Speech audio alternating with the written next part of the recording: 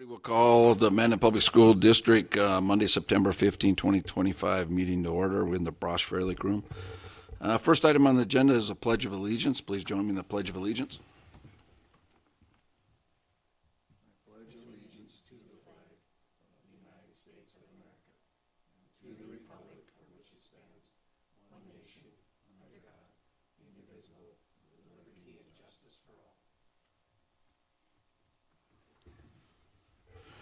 Thank you. Next item on the agenda is approval of the agenda. You got any changes? Seeing none over there. Anybody else have any changes? Seeing none, what is the wishes of the board? I would move. Go ahead. I move to approve the agenda. All right, we have a motion. We have a second. Second. And we have a second. Any further discussion? Seeing none, please call roll. Yes. Yes. Yes. Yes. Yes. Yes. Yes. Next item on the agenda is public communication. Anybody in the audience wish to address the board? Anybody wish to address the board? Seeing nobody standing up. Next item on the agenda is the administrator report, the 25-26 enrollment update. Dr. Bitts. Yeah, I have a handout in front of you that I printed off today. It compares our enrollment as of today, September 15th, 2025, to a year ago, September 15th, 2025. Highlighted, the one with the pink highlighted on the date is from this year, and the orange is from last year, just so that you can see. Basically, total enrollment, we have this year we're 4,440. Last year we were 4,416, so we were up 24 students.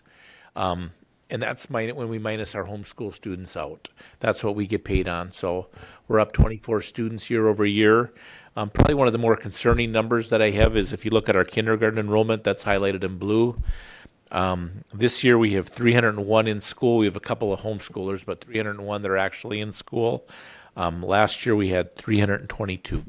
So we've been just dropping. The last 3 years, our second grade, first grade, and kindergarten are much smaller than our third, fourth, and fifth grade. So I kept saying that I thought it was a blip, but when you have it 3 years in a row, it's starting to be a trend.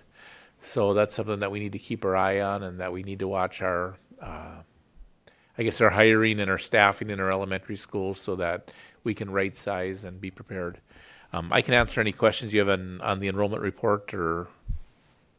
I would just, I don't think you'd have an answer for it. I just noticed so that, was it fourth to fifth?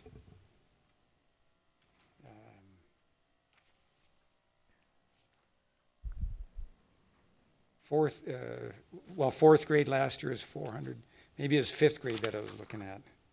It seemed that there was one of the grades that had a number of, unless I looked at it wrong, it had a number of students. I was looking at it backwards, so it was an increase for this year, so it's good. No, never mind. Sorry about that. Dr. Bitts, can you just talk about what's really going on statewide in regard to kindergarten? 'Cause Yeah. I think this isn't just a Mandan thing. I mean, we actually went up in total students. Minot actually went down 200, right? Yeah, Minot, I saw a news report. They were down about 225 students district-wide, that's a significant. When I look at Bismarck, I got their enrollment report, and their kindergarten is same thing. They're about 100 students less than they have been. They're 3 times bigger than us, but so other than the river, they're seeing the exact same demographics over there as well. When you look at birth rates, I think we'll probably be closer to 320 again next year than 302, but still not to the level of students that we have enrolled in, third, fourth, and fifth grade right now. I do notice that we had a pretty good jump from 24 to 25. I mean, kindergarten in 2024 was 322. We went to 329 in first grade, so that's a 7 increase. So, I mean, our students are picking up even from year to year. They're still coming in and growing. So our school classes are growing even though we don't have them in the first grade or kindergarten. Right. They're growing bigger as they go on. Right. And I think if you look at our senior class this year, geez, need my glasses on, but we're about 289. So we're still above that, but we'll graduate 289 this year. So. All right. Any other questions? Thank you, Dr. Pitts. You want to go on to the next one, school board fall conference? Correct. It's earlier this year. It's usually traditionally it's been the end of October. This year it's October 9th and 10th. If you would like to go, the registration deadline for the early or for the cheaper registration is September 30th. So if you can let me know by the 29th, I will get you registered. And just a side question. The 9th is the legal, the 10th is the board association, right? Right. And you don't have to register for You can do one day or both days, just so everybody's aware of it. or none days that you don't have to go. Nobody's required to go this year to the new member seminar. You've all been there. Any questions for him on that? Please let him know probably by the end of the month so we get the cheaper to go. Next item, tribal input. Dr. Rederath? Yes, last board meeting I shared with you our federal funds that I shared with Standing Rock, and then we did tribal consultation with them just via the phone on the 27th, and so they approved us that we consulted with them. We continue to have a great working relationship with that group. They did share that they have elections going on right now, so that dynamic, that committee could look different. But they've been a great partner, and we're excited to continue to work with them. Good deal. Who from our side was all involved with that? It was Dr. Bitts, myself, and then Travis Albers, who is our cultural liaison. And then through them, we participate in some professional development opportunities. So actually at the end of this week, Rob Birdhorse, who teaches our Native American Studies, is going to go to Minneapolis. All expenses paid. There's a museum there that has pretty significant tribal art, and he's going to do some professional development that's really unique to what he's teaching, all provided to us through the Health and Wellness Committee at Standing Rock. So they're a nice partner. Great. Glad to hear the partnerships. Yep. Any other questions? All right, seeing none, we'll move on to the Mandan High School demolition update. Mr. Legacy. Yeah, just a quick update for you tonight on plans for the old high school. Right now, we are working through asbestos abatement. There was a little more asbestos in the building than we thought, so we are opening bids on Wednesday the 17th, so this week, for the abatement process to start. We may need to call a special board meeting to get that going. We'll evaluate bids on Wednesday, and I'll send a message to you, Mr. Wolf, to get that scheduled. We do want to approve that right away so they can get in and get going. On the rest of the demolition, we'll have documents done from ICON on September 29th. So we'll start advertising for bids that week, and we'll open bids towards the end of October to get demolition contractor lined up. So still the plan is to be done next spring. We'll kind of see what the contractor availability is and how much they can get done yet this winter. All right, sounds good. Just a quick question for you all sitting around here. Do you want a morning meeting or an afternoon meeting? If we have a special one to approve that abatement contract. It would be a one-item meeting, so like 5-10 minutes, yeah. We could call it'll be in, a call-in yes. meeting. Okay. Morning works for you? Okay. All right. Just so I have an idea, so when we do what we schedule, it kind of meets everybody's needs that way. All right, let's move on to the consent agenda then. And the consent agenda, review and consider approval of previous board minutes from August 18, 2025. Review and consider approval of previous board retreat minutes from August 18, 2025. Review and consider approval of June 2025 bills, June 2025 revenue and expenditures, July 2025 bills, and July 2025 revenues and expenditures, and then accept the Facility and Finance Committee minutes from August 25th, 2025, and accept the Health Insurance Committee minutes from September 2nd of 2025. What are the wishes of the board? I had a question before we vote on it. With So which one you got the it on? retreats, for the school board retreat. Okay, can we pull the school board retreat one out then? We'll handle that under unfinished business. So we'll do it without that one then, all right? All right, what are the wishes of the board minus item B? B is the one you wanted, right? I would move that we approve the consent agenda, except for item B. All right, we have a motion, we have a second? Second. We have a second. Please call roll. Yes. Yes. Yes. Yes. Yes. Yes. All right, let's go to unfinished business. Let's go to review and consider, it's probably new business, but let's do it. Review and consider approval of previous board retreat minutes for August 18th, 2025. Go ahead. Yeah, I was just wanted to clarify under the student achievement, we had talked a lot about the grading system and wanted to continue to monitor that. And so that wasn't in the minutes to discuss, so I just wanted to clarify that we were still going to continue that. Okay. I have it on the agenda for the next Student Achievement Committee meeting. I just didn't know if it needed to be in the And we can minutes. amend the minutes. Yep. All right, good call. All right, so could I get, what are the board's wishes on reviewing and approving the previous retreat minutes, including the addition of the grades section? I move to approve the previous board meeting minutes with the addition of the grading. All right, we have a motion, we have a second? Second. We have a second. Any discussion? Seeing and hearing none, please call roll. Yes. Yes. Yes. Yes. Yes. Yes. Then we're going to move on to new business, review and consider approval of the fiscal year 26 business manager's report. Mr. Legacy. Yes, included in your packet is our annual financial report that we submit to DPI. I'm going to jump right into the numbers on page 1. Please stop me and ask questions at any time. It's easier to kind of do it as we go along. So I'm going to jump into page 1. Page 1 and 2 are our general fund revenues broken down by line item. If you look at page 1, the left-hand side is our revenue from local sources. That is going to be our tax revenue, tuition, interest earned. Really, the two items of note there are the very top line, our general fund property tax levy for $11.8 million. Just want to remind you that is our 60 mil general fund mill levy that is deducted from our state per pupil for payment from the state, just so you know. And then our miscellaneous fund levy, we took in about $2.2 million last year in our miscellaneous fund. On the right side, I'm going to point out our state revenue, our per pupil aid of $42.6 million. We get about 65% of our money from the state and from that per pupil aid. So as we talk about during legislative session of a 2.5% increase, 3% increase, that's the line item we talk about every spring during legislative session to be bumped up for the payment per each student that we have.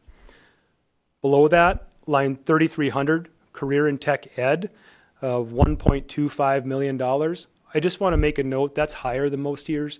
That's due to us being part of the Heart River Consortium. We don't get to keep all of that money. We receipt it, but we also expense out a large amount of that to our member schools as well, just so you know. I'm going to flip to page 2. On the left side, it gives a breakdown of our revenue from our federal programs. That's going to be our Title 1, 2, 4, and 6. We took in about $3.6 million. And on the top right of page 2, you're going to see line item 5300, sale of fixed assets. That $2.4 million is the sale of our property to Senex at the high school site, as well as the auction proceeds from the old high school. So down at the bottom, under our general fund recap, our total revenue for our general fund this year was $67.4 million. And if you look towards the bottom, total expenditures of 67.06. So a slight surplus this year, kind of not really expected, and the sale of property really buoyed our general fund this year. I'm going to jump ahead to pages 3 and 4. This gives a breakdown of our cost of education expenses in detail. So page 3, the top half where it says section 1 regular programs, if you dove into that, you'd see that's our cost for teachers, paras, guidance counselors, principals, those actual instructional items in each of our individual buildings. The bottom half, section 1 federal programs, that's going to be our title programs, Title 1, 2, 4, as well as CLSD. The top of page 4 are undistributed programs. That's going to be more of district-wide expenses. So our overhead for our buildings, operations and maintenance, district administrative support gets lumped into that category, and you can kind of see them listed out. And on the bottom of page 4, our cost of education recap. Our total expenses for the cost of education, $61.5 million last year. I just want to make you aware that if you look at columns A and B for salaries and employee benefits, that totals 85% of that number. So most of our expenses are going right towards our people. I just want to make sure that you're aware of that. Page 5 is our expenses that don't get included in the cost of education. This is going to be our transportation costs and extracurricular costs on the top. That totals $3.8 million. On the bottom of page 5 is a tuition and assessments. We paid $700,000 last year in tuition costs for students that have to get educated outside of our district. It's very important to note we do have levy authority for those dollars. We have not used that in the past. We will next year. So, do you have a question? Yeah, I do, Mr. Legacy. Yep. Just stop there, that student transportation services, we paid $1.9 million. That was our expense, right? That is our expense for our general fund routes. We also have special education routes that will go into in the special education. So it's not the total cost, but it's close. But when I look up here on the revenue section, transportation was $465,000. So Yeah. $1.5 million plus is coming out of the general fund, right? Yes, that's pretty common, that we get 25% of our 5%. Yep, And that's state aid, right? That correct. Okay. Yes. We're reimbursed on the rides and miles in our district. Okay. Yes, at a small amount. Yep. So transportation is a pretty significant cost for us. Yes, it is. Yes. If you total transportation from this page, where it's 1.9 million, our special ed transportation is 700,000. So Cool. it's even a smaller amount we're getting reimbursed on. So. Thank you. Page 6 shows our debt service payments out of just the general fund. We have a coal trust fund loan that we were qualified for due to inflation expenses. That's the repayment for that. Page 7 is our special education costs by program. I'm not going to go into each individual program, but the district spends $10.5 million on special education, or has last year. And transportation costs for special education, you can see, are the second to last line item on that page of $702,000. Page 8 we'll skip over. Because we're part of Morton Sioux Special Education Unit, we do not have any direct federal expenses towards special education. Page 9 is a breakdown of our career and technical education costs. This is by program. You can see the costs for ag, welding, marketing, all those programs that are designated as career and tech ed through the state. And our expenses are just about $2.5 million for CTE programs. Yes. Mr. Legacy, is that just ours, or does that include West River Career and Tech Ed Center? There are Heart River Career and Tech Ed expenses. On the line 32330, you'll see a total of $965,000. That is where we're paying assessments out or cost share out to our member schools. So by us going with that is actually a little bit of our expenses is actually going up because of that, even though we're getting covered. Yeah. So our revenue's gone up and so does our expenses. Yeah, So both sides. if you're looking at total expenses year over year in relation to that, a little bit is here because of the way we set it up, which actually benefits us because of the payment structure. It does, yes. You're 100% correct. Revenues and costs are both inflated. However, we are coming out ahead by being part of the consortium. Our refund percentage from the state is higher as being part of the group. So, yep. Thank you. Page 10 goes into our separate funds that we have. We do not have a special reserve fund, so I'll jump into Fund Group 3, our building fund. I'm just going to go down to the bottom. We have a $31 million balance at the end of last year. It sounds high. We do have about $10 million left in expenses at the high school. We have not closed that out yet. We're close. And then I am setting aside some funds to tear down the old high school. We'll have a much better picture on our building fund in about 90 days of where we're at. We'll get the new high school closed out, and we'll have bids on the demolition of the old high school. So, page 11, our Fund Group 4 is our debt service fund. This is where we pay back our voter-approved debt. So the high school, Lakewood, Red Trail bond and loan expenses are in Fund Group 4. Fund Group 5, our food service fund, we had a $400,000 deficit last year in our hot lunch fund. This is concerning. If we spend past our balance of $200,000, we have to repay that from the general fund. We have had increased costs from people. We opened up a kitchen at Lakewood, which we had a new kitchen, new staff. We added staff at the high school last year, much larger kitchen. We can do a lot more. We're seeing more revenue come back. But the main expense is food itself. 2 years ago, I pulled this exact same report. In that supplies line item, which is our food costs, we spent $1.25 million. And last year it was 1.76. So I don't know what to do. We can't pass those increased costs all at one time to our families. We've been increasing our hot lunch prices. We're going to have to continue to monitor it and see what we can come up with.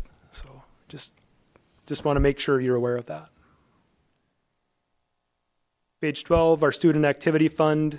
We ended the year with $586,000. That is an in and out fund for our different programs, different student activities. FCCLA, FFA run through there. I have no concerns about our activity fund. Fund Group 7, our trust and agency. This is our health insurance fund. We are self-funded, so we have to pay for costs for all health care. We had a tough year with our health insurance fund.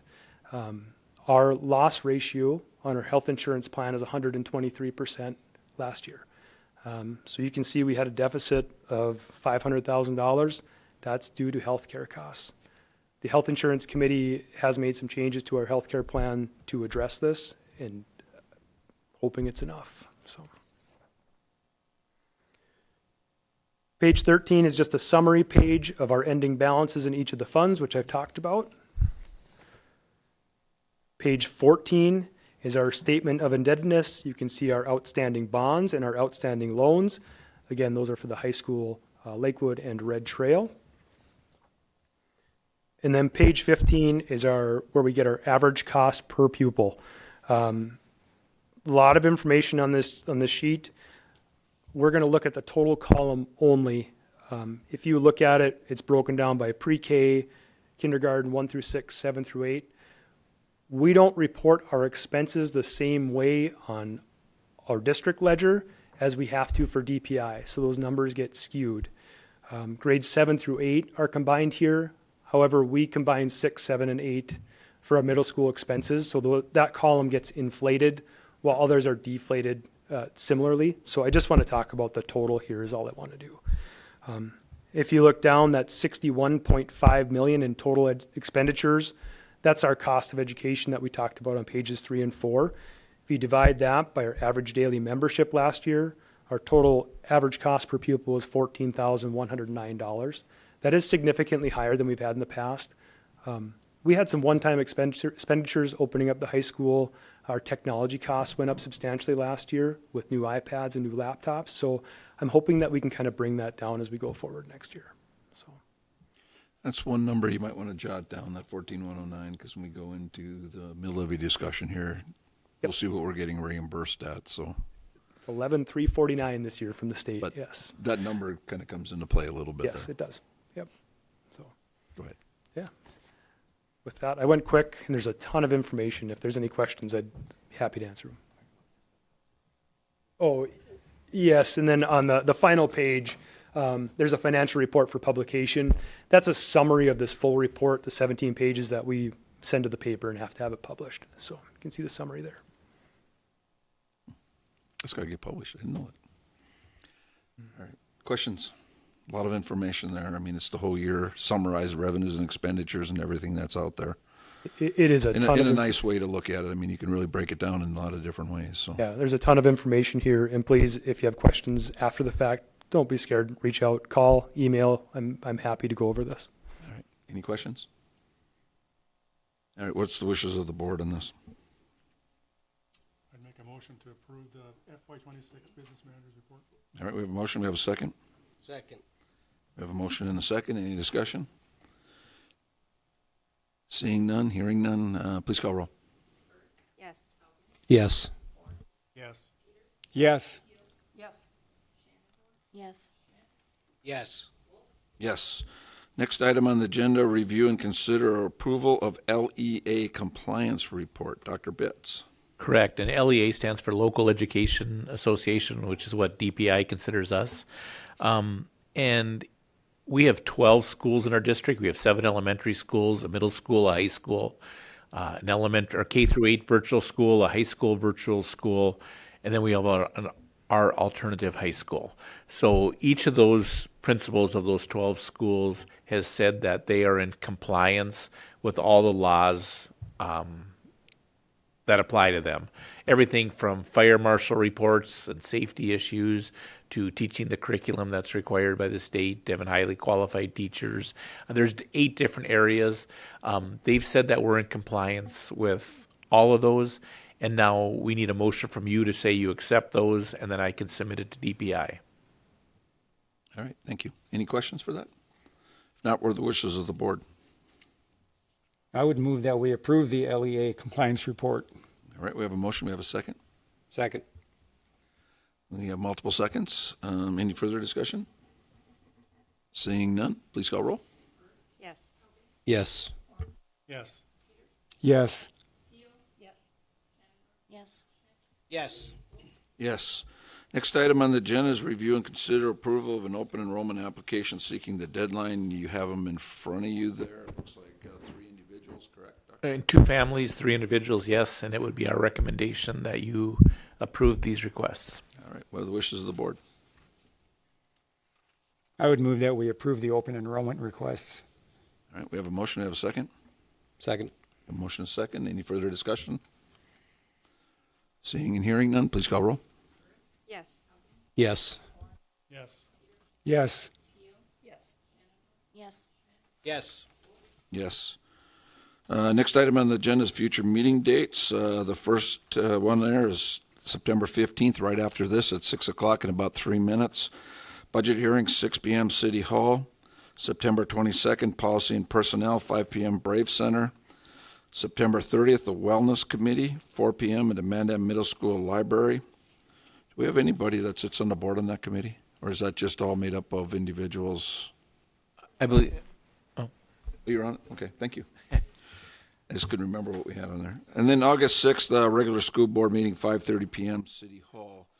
Instead of adjourning the meeting, we're just going to go into recess for 3 minutes. At 6 o'clock, we will start the budget hearing. So we'll recess for about 3 minutes. So if you need to go to the restroom or do something, we'll have a couple minutes. Thank you.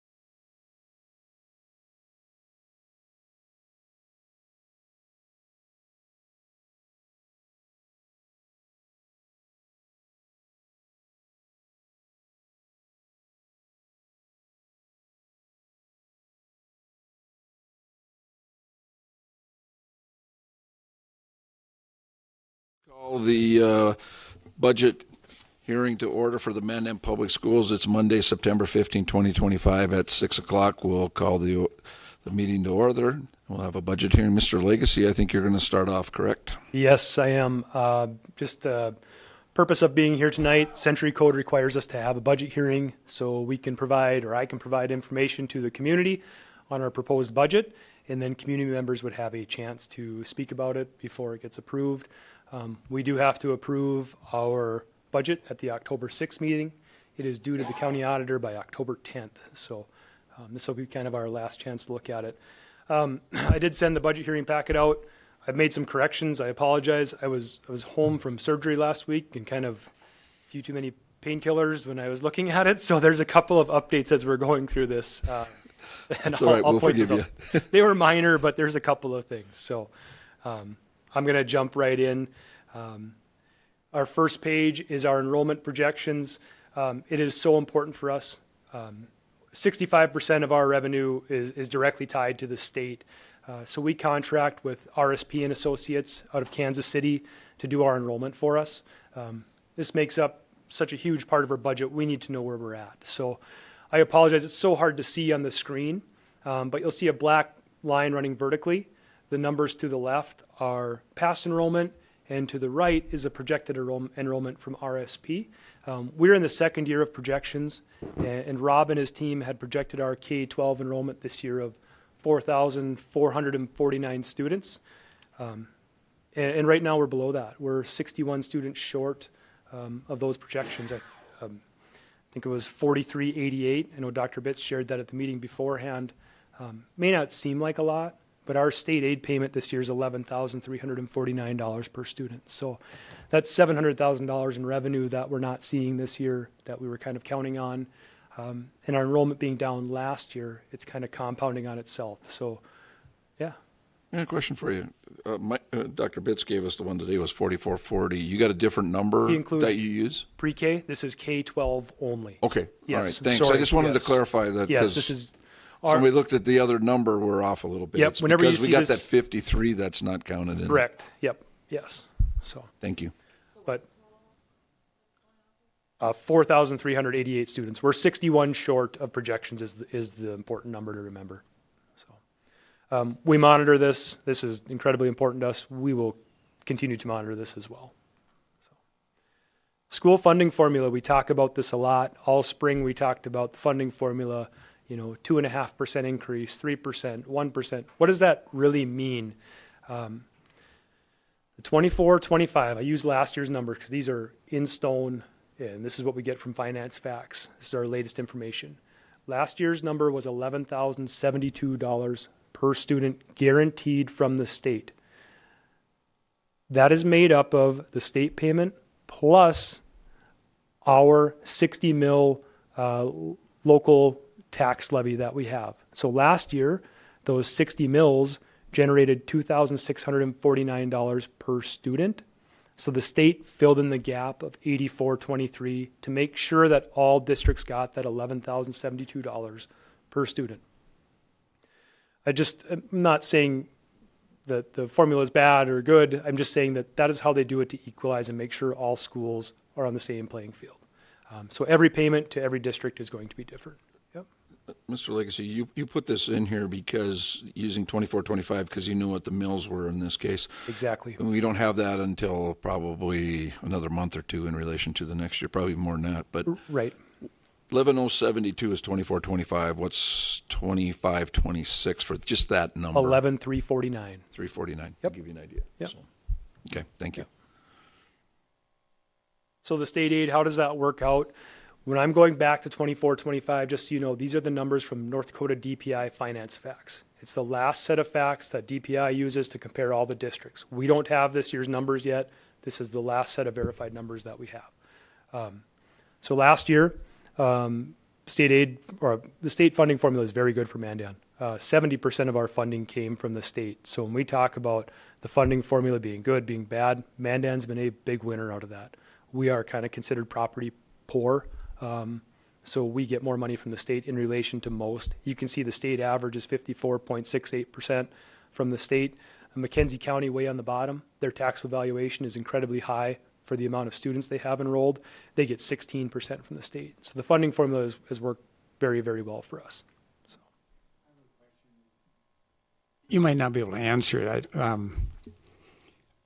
I've heard, and I've just heard it, I haven't looked it up, but where they'll say that our state constitution says that that the state will pay for the K-12 education. And then I look here and, and they don't pay for all of it. There must be some kind of a twist, It is. Education is the responsibility of the state. The state says they're going to equalize what everybody has to spend. Everybody's going to have, in the case that Mr. Legacy just showed, $11,072 to spend on education. You levy 60 mills, and they're going to give you whatever they need to fill in the gap to assure that you have $11,072 to spend. So it's fair. Everybody has the same amount to spend on their kids, but taxpayers pay different amount. It's not fairness to taxpayers. It's equity for what you have to spend on the student. And the state, that 60 mills that we levy is really a state levy. They make us take responsibility and they say it's ours, but it is a state levy for education. Okay, thank you. All right, I'm going to jump ahead and talk about our general fund mill levy comparison to our other large districts in the state. Last year, Mandan levied 71.53 mills in the general fund. So we've talked about the 60 mills. We all know that's available. In the general fund, we're also able to levy 10 mills as discretionary mills, 12 mills in the miscellaneous fund, and then we're also able to levy for tuition. We have not capitalized on all those in the past, like most districts have. You can see the state average is right under 82 mills. Unfortunately, with the tax caps, because the discretionary and the miscellaneous are capped at a 3% growth, Dr. Bitts just talked about equity. We won't be able to be equitable with our large size districts. And I'm going to show you why on the next slide. There is a ton of information on this slide. And if you have questions, stop me. So this is only comparing the board discretionary, the extra 10 mills, and then the miscellaneous fund, the extra 12 mills. On the bottom is our numbers of what we could levy with those 3% tax caps. And then the bottom far right is per student. We are going to levy $530 per student out of those 2 mills. That would be what we are capped at. If you look at the other districts, I'm going to pick on Dickinson. Last year they levied 10 mills in their discretionary levy and 12 in the miscellaneous. They're at $977 per student. This is extra funding they can use for the general fund. We will never be able to get there with those 3% tax caps. If those tax caps weren't there, the row where we're at in green, we would be able to levy up to $1,001 per student. So we talk about equity. This makes it somewhat inequitable to have the tax caps on us. And it's just, maybe inequitable is the wrong word. It's really taking away the flexibility for you as a school board to make decisions to offer services like our neighboring schools. So there's a ton of information there. If you have questions on it, please ask. I'm going to jump ahead to our total mill levies. So total mill levies, on top of the ones we just talked about, we're going to have our building fund levy, which is 18 mills. That was voter approved in the 70s. We also have our special assessments in here, as well as our levies for voter approved debt. So the referendums we've had for Red Trail, Lakewood, and the high school are included in here. Total levy last year, 128.14 mills. It's just above the state average of 112. We used to be at the top of this list when we looked at our comparable school districts, and we've now come down right in the middle. There's been a lot of building projects the last couple of years. I feel really good about where we're at with our buildings right now. We're sitting in a very good spot. So. Average cost per pupil, I know I touched on this in the board meeting a little bit. This is last year's number, remember, that we're talking about here. State average, $15,290. Last year we were at the bottom, $12,488. You can see most districts are going to be between $13,000 and $14,000. With the state funding formula, with the guaranteed amount, we're starting to see these numbers compress, and You heard it at the board meeting. Our number last year was 14.1. So our number is going to go up, and I think we're going to see most districts settle around that 13.5 to 14.5 next year. Fargo is an outlier. They have an unlimited mill levy in Century Code. That's just a little carve out, so they have their own special rules. So our ending fund balance, I apologize, this slide is wrong. But I'm gonna give you the right numbers. For fiscal year 24-25, we actually had a $337,000 surplus, which put our carryover percentage to 14.5%. The board's goal is 12%. We don't want to fall below that number. Next year, we are looking at a $1.6 million deficit. Most of that deficit is coming from our students just not being here. And we're projecting a lot more kids that would have really helped offset that. But with that $1.6 million deficit next year, that'll get us to 12.2% carryover. So we're just above our goal. We do not want to slip much further past that. A general question I'll ask you again. Yep. When we borrow money, they want us right around that 12 or higher, right? We cannot go below 10%. So I like if we're under 10%, Moody's can downgrade our rating for bonds. Okay. That's why we want to stay above that. So we have a little buffer there, and we want to maintain that. Yeah, and just so everybody understands, we get downgraded. That means our interest rates go up, so our borrowing is so rob Peter to pay Paul. In this case, is we can try to squeeze this number down, but then we end up paying more on the backside of it, so we're paying it out there. So Correct. we try to keep that carryover a little bit higher in this case, so we don't have that higher debt load. Right. And I don't think 12% is out of line. That is. I shouldn't say debt load, interest load. But Yeah, you're correct. Yes. Okay. So, I don't either, by the way. yep. Proposed budget for next year, total revenues, $65.4 million, expenditures of $67.